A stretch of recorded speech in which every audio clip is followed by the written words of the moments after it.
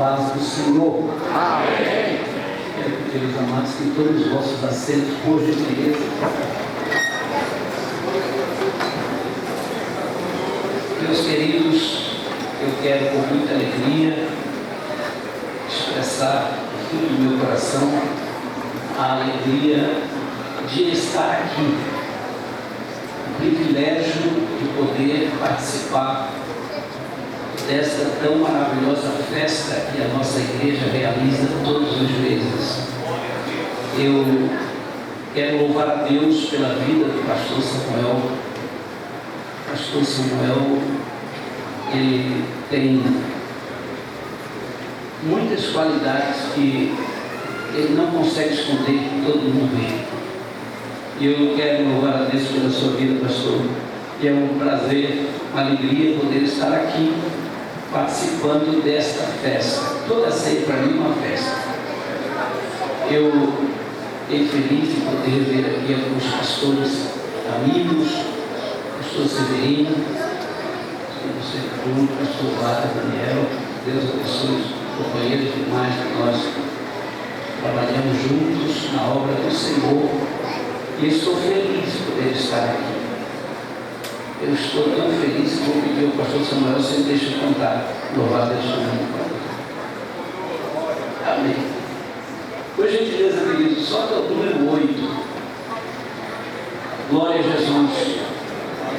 O Senhor Jesus está presente aqui. Glória a Deus. Eu posso sentir a sua presença. Glória a Deus.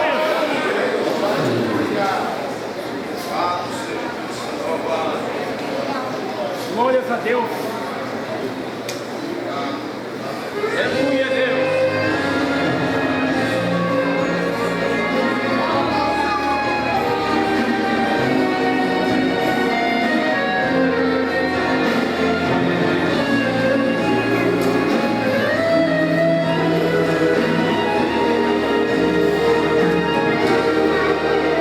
Foi no caminho de Emaús, 12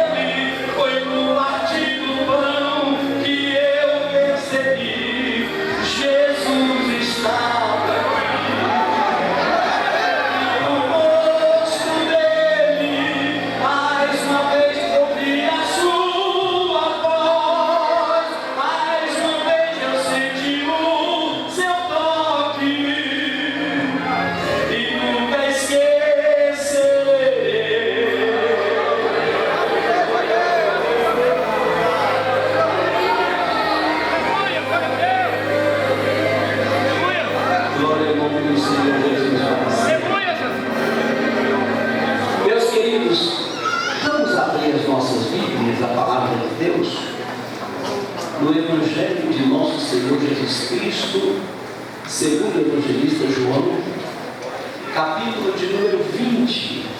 Nós vamos ler aqui a palavra do Senhor para ganharmos tempo. Então Pedro saiu com outro discípulo e foram ao sepulcro, capítulo 20, verso 3, tá? E os dois corriam juntos, mas o outro discípulo correu mais apressadamente do que Pedro e chegou primeiro ao sepulcro. E abaixando-se viu no chão os lençóis, todavia não entrou. Chegou, pois, Simão Pedro, que o seguia, e entrou no sepulcro e viu no chão os lençóis, e que o lenço que tinha estado sobre a sua cabeça não estava com os lençóis, mas enrolado em lugar à parte. Então entrou também o outro discípulo, que chegara primeiro ao sepulcro e viu, e creu, porque ainda não sabiam a Escritura, que era necessário que ressuscitasse dentre os mortos. Amém. Amados, queridos irmãos, que nesta noite, reunidos aqui estamos, para celebrarmos com muito prazer, com muita alegria, a nossa grande vitória. A nossa vitória que veio lá do Calvário através do sacrifício verdadeiro de Jesus Cristo. E eu gostaria, meus queridos irmãos, de trazer aqui um pouquinho a memória, a lembrança dos irmãos, que nós temos vivido alguns momentos em que percebemos o ataque total do inimigo contra as nossas vidas. Mas louvamos a Deus, porque os séculos se passaram, mas a igreja do Senhor permanece firme na promessa que o Senhor nos fez, e ela continua viva, e ela continua de pé. Glória a Jesus. Que promessa é esta? É que o Senhor Jesus Cristo, Ele veio para resolver o grande problema de toda a humanidade. Estávamos todos destituídos da glória de Deus, perdidos completamente, sem qualquer possibilidade de salvação. Então o Senhor Deus, Ele tem um plano especial e envia o seu Filho Jesus a este mundo, o qual entrega tudo e vem para morrer por mim e por você, para que através desse sacrifício pudéssemos hoje dizer: só estou esperando a volta dele, porque a minha morada está garantida. O Senhor Jesus cumpriu, irmãos, a sua missão. Ele foi até a cruz, Ele derramou seu sangue, não um pouco, todo o seu sangue. Ele morreu por nós. Mas o que nos alegra é que Ele ressuscitou após três dias. Mas os inimigos, irmãos, eles arrumaram falsos argumentos e dizem que primeiro Jesus não chegou a morrer. Os inimigos que querem fazer com que as pessoas desacreditam nessa verdade, que Jesus não chegou a morrer. Ele, na cruz, foi tirado, levado para o sepulcro, e lá ele reanimou-se, mas ele não estava morto. Eles dizem outro argumento falso, que os discípulos foram que roubaram o corpo de Jesus, mas ele continuava morto. E outra mentira que eles inventaram é que aquelas mulheres erraram no sepulcro, elas não foram no sepulcro o qual Jesus havia sido sepultado. Mas, meus irmãos, eu quero lembrar um pouquinho os irmãos que era na sexta-feira, e os irmãos sabem, aquele dia 14, véspera daquele dia 15, que iniciava a festa dos asmos, que durava 15 dias. Aquela festa, 7 dias, e aquela festa, ela acontecia todos os anos, mas nem sempre coincidia no sábado. Mas nessa ocasião coincidiu que essa festa iniciaria naquele sábado após a morte de Jesus. E eu fico pensando, meus amados, que os judeus, eles ali estavam reunidos, e a sua missão naquele dia era crucificar e matar a Jesus. Entre os dois ladrões que também foram crucificados, agora eles estão ali preocupados. Jesus está no madeiro, ele está sofrendo, ele está passando momentos de angústia, de grandes dores,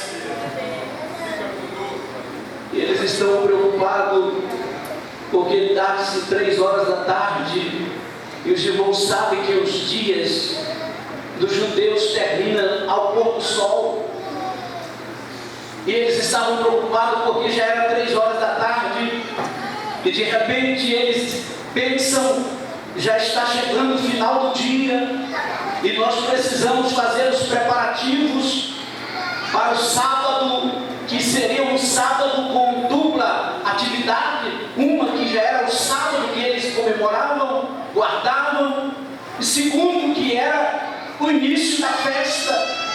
E eles estavam ali preocupados porque o tempo estava passando, então eles decidem quebrar as pernas de Jesus, para que ele não pudesse com as pernas forçar, levantar o corpo e assim respirar, e aí ele morreria mais rápido.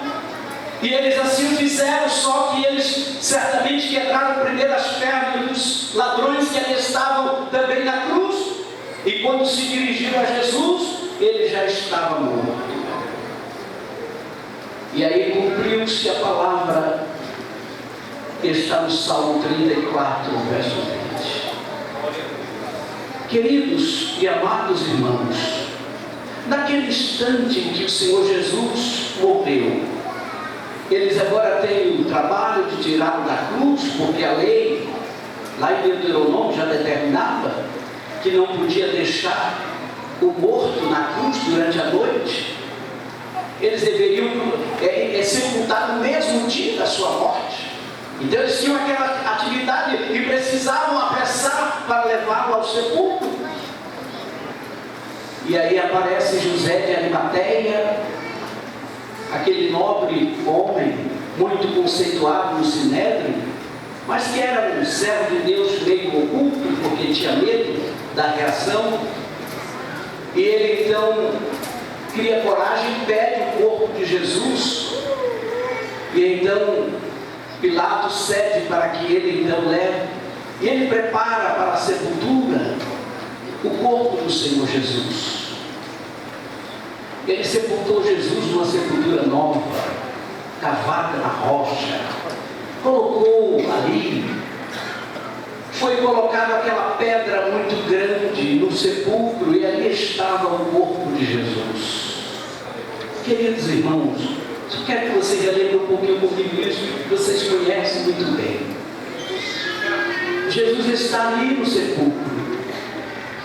É a sexta-feira, passa a noite, mas no sábado, os principais sacerdotes e os fariseus se reúnem, vão a Pilatos e dizem: olha, nós precisamos tomar algumas providências, porque esse homem mentiroso, referindo-se a Jesus, ele dizia que ressuscitaria ao terceiro dia, e nós precisamos colocar guardas para vigiar o túmulo, porque eles poderão mandar, os discípulos deles poderão ir lá e roubar, levar o corpo, e depois vai dizer que ele ressuscitou, e o segundo erro será pior do que o primeiro.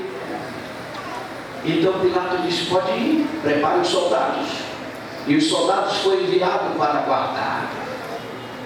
E eles ficaram ali, mas a palavra de Deus nos diz que o Senhor Deus promoveu uma explosão.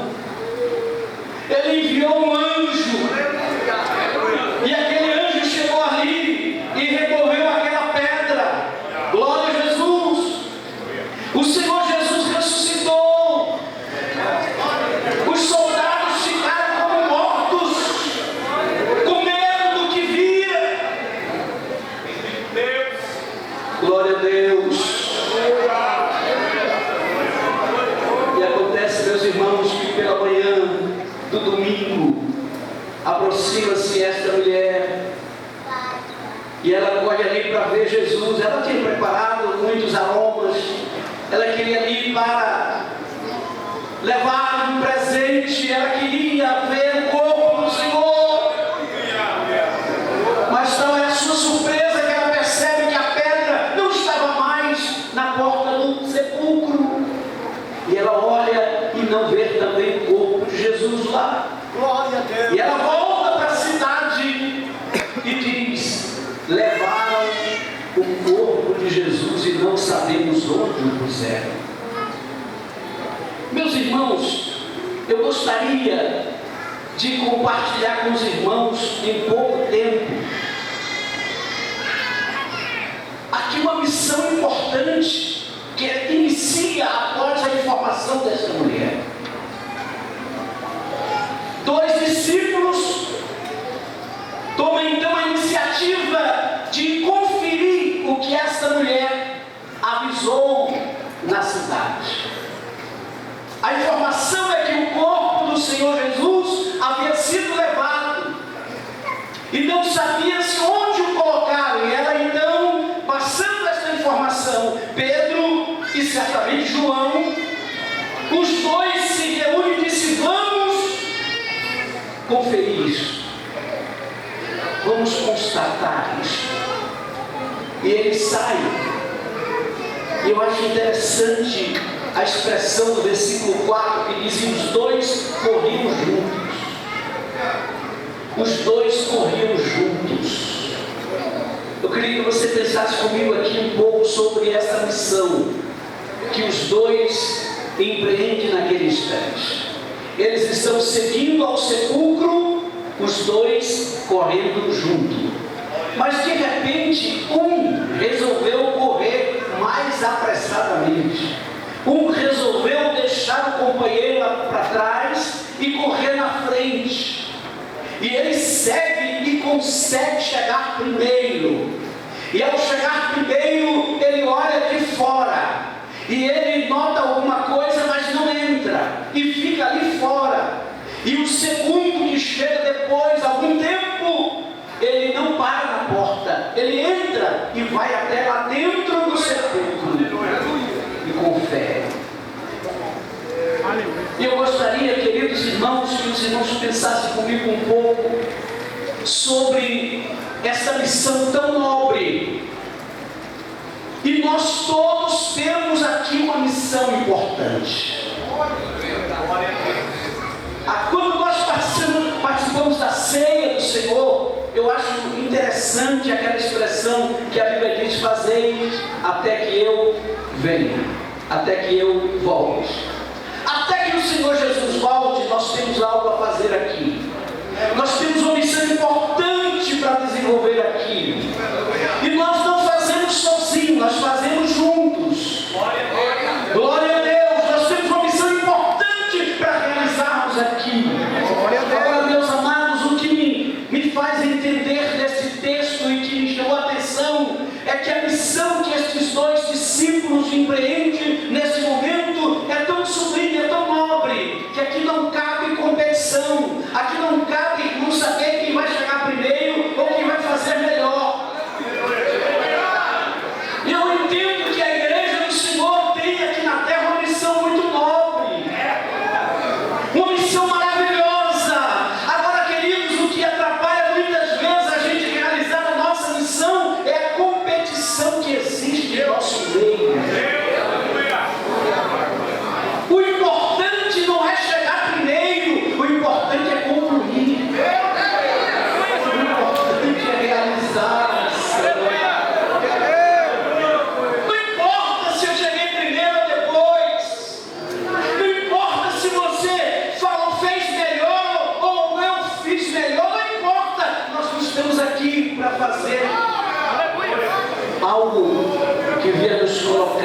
posição mais alta no pódio, porque o pódio aqui é tudo na mesma posição. Glória ao nome do Senhor Jesus. E o que eu acho interessante, irmão, no meio do povo de Deus, é exatamente esta coisa que a gente sente, a presença do Senhor Jesus Cristo nas nossas vidas. O Senhor nos ensinou lições importantes desde o seu nascimento, lá naquela manjedoura. Nós temos visto, irmãos, na Bíblia Sagrada, tantos exemplos de pessoas que, apesar de lutar para chegar primeiro, não tiveram êxito do seu trabalho. Eu me lembro de José, digo de Jacó e Esaú. Parece que lá no ventre já havia uma guerra. E naquela guerra quem venceu foi Esaú. Mas lá no final da vida quem venceu foi Jacó. Porque o importante é valorizar, é guardar os valores. Outro dia Esaú falou para Jacó: que me adianta essa primogenitura se eu hoje estou morrendo de fome? Tem gente trocando coisas importantes simplesmente por um prazer de um minuto. Tem pessoas trocando, irmãos, algo tão importante para matar a fome do momento, mas a fome volta depois. Lá na minha terra diz: a dor de barriga não dá uma vez só, vai sentir de novo. O importante é nós guardarmos os valores. Algo importante que Deus nos confiou, que nada nesta vida pode.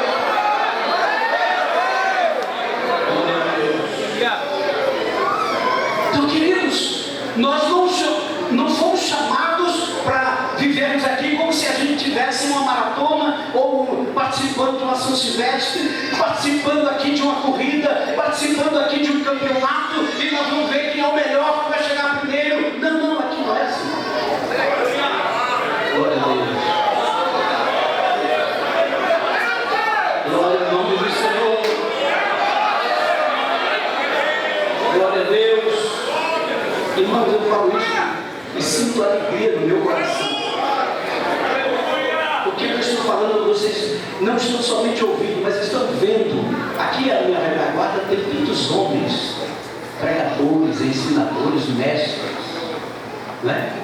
Nós temos aqui doutores. Vocês estão ouvindo aqui um baianinho, sem nenhuma estrela, mas assim é qualquer um dos irmãos que estão aqui. Qualquer um.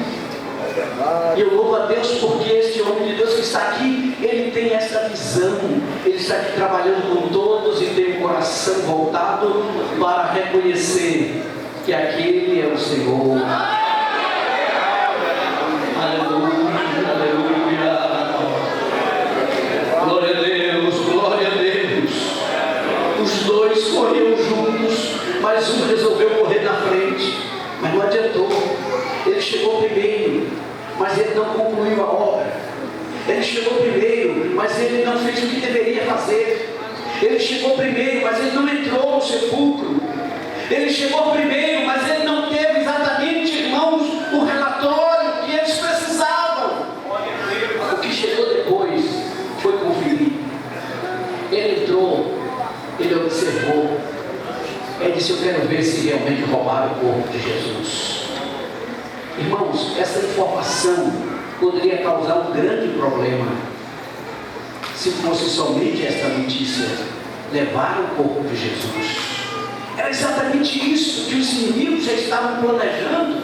Tanto é que eles pagaram para os soldados que estavam lá guardando o sepulcro. Eles pagaram, deram dinheiro para eles mentirem, dizer: nós dormimos durante a noite, né? Nós estávamos cansados, dormimos, aí não conseguimos ver. E aí, então os discípulos entraram e roubaram o corpo dele. Essa informação já estava espalhada. Agora os discípulos têm aqui algo importante. Eu quero dizer para os irmãos: nós como igreja, nós temos uma missão muito importante aqui na terra. Nós precisamos unir as nossas forças, irmãos. Nós precisamos falar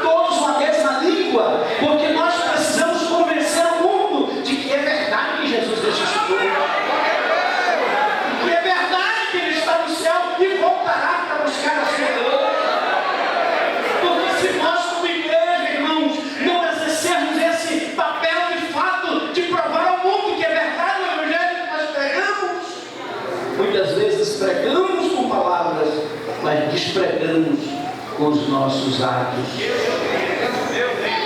Mas o Senhor, Deus, o Todo-Poderoso, está falando comigo nessa noite. Glória a Deus. Você precisa concluir a sua missão. Você precisa concluir a sua missão, a sua obra. E agora, amados, veja o que acontece.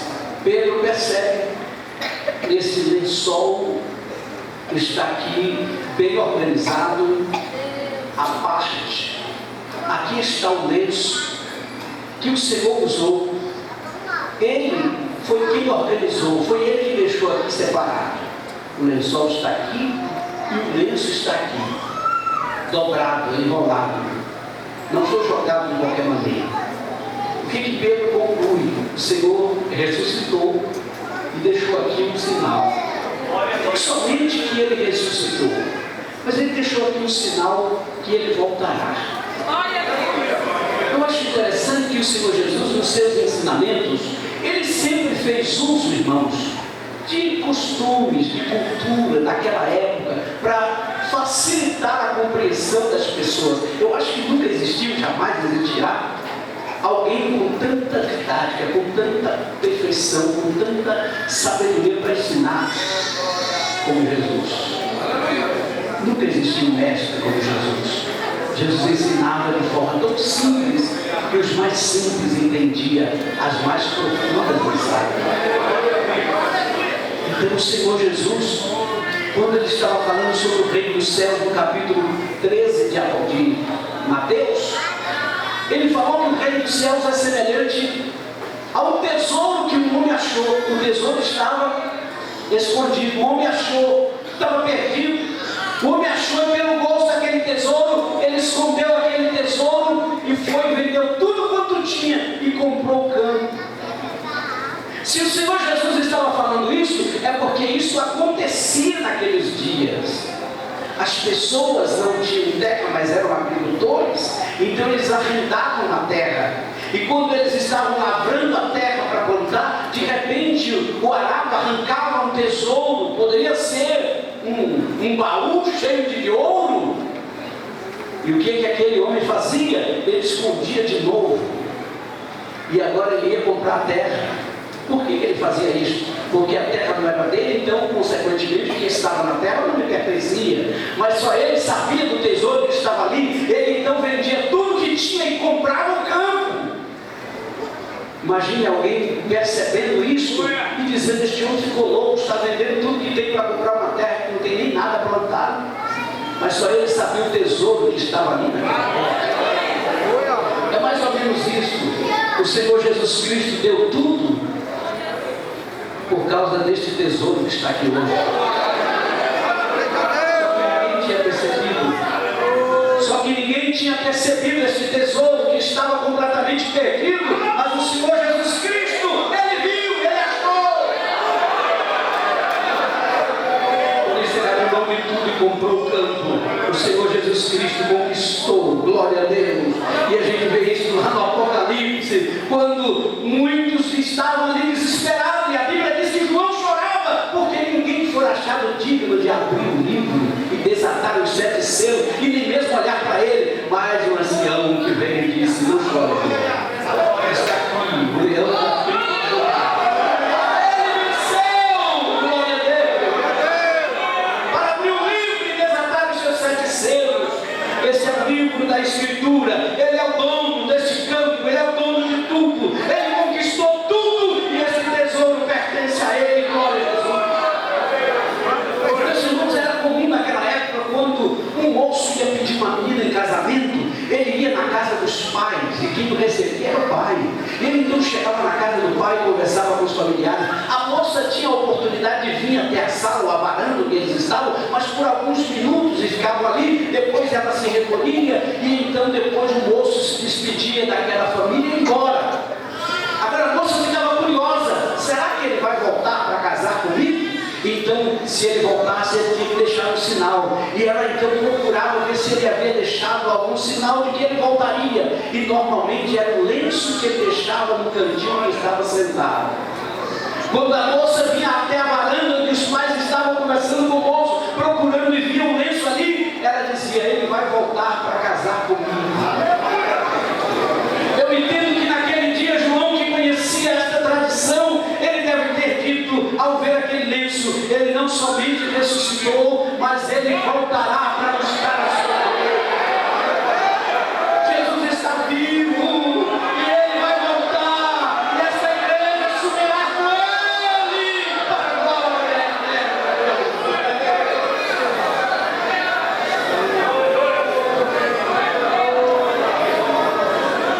Queridos irmãos, como é gostoso a gente pensar nessas coisas. Eu fico lembrando que era comum, quando um servo servia o seu senhor, o seu amo, ele conhecia os desejos do seu servo. Então, normalmente nas ceias, nas refeições, ele preparava a mesa de acordo à vontade do seu senhor. Mas era comum, após tudo pronto, aquele servo se recolhia. Ele não ficava na visão do seu senhor, ele se escondia enquanto o seu senhor se alimentava, ceava. Depois ele voltava para saber se o seu senhor já havia terminado a sua refeição. E qual era o sinal que o seu senhor deixava? Aquele lenço que normalmente ele usava para enxugar as mãos, para limpar aquela barba. De repente, ele percebia que aquele lenço estava jogado sobre a mesa. E ele dizia: o meu senhor já se alimentou, e já saiu da mesa e não vai voltar. Então ele recolhia. Mas se ele percebesse que o lenço estava dobrado ao lado do prato, ele logo se recolhia e dizia: ele vai voltar. Era muito comum esta prática. Dentro desta visão, desta tradição, eu imagino o coração de Pedro com tanta alegria, concluindo: Jesus, ele está vivo. Jesus vai